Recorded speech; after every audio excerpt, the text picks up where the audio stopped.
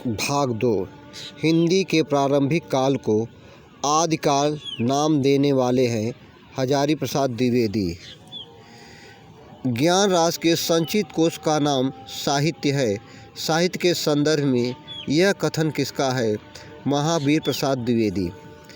हिंदी साहित्य के इतिहास का काल विभाजन करने वाले प्रथम इतिहासकार हैं जॉर्ज ग्रियर्सन।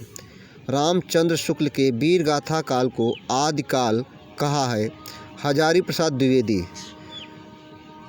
पंडित विश्वनाथ प्रसाद मिश्र के मत से रीतकाल का नाम श्रृंगार काल होना चाहिए, क्योंकि रीतकाल नाम रखने से उसके विभाजन का मार्ग बंद हो जाता है। हिंदी साहित्य 20वीं शताब्दी के रचयिता है नंद दुलारे वाजपेयी। कविता कौमुदी के संग्रह करता है राम नरेश त्रिपाठी। मिश्र बंधुओं में शामिल नहीं है केशव बिहारी। मिश्र बंधुओं के अनुसार हिंदी का प्रथम गद्य लेखक है गोरखनाथ।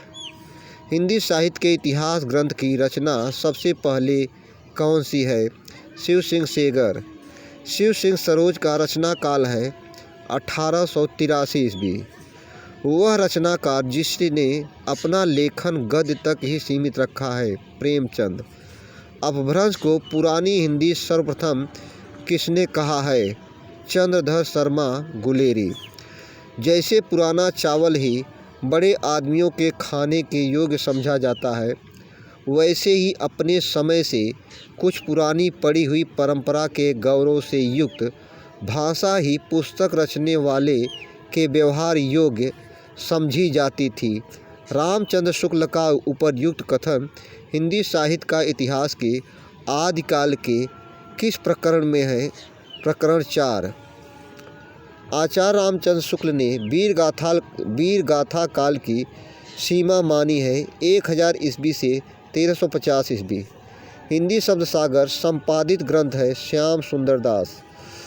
हिंदी साहित्य की भूमिका पुस्तक के लेखक है हजारी प्रसाद द्विवेदी।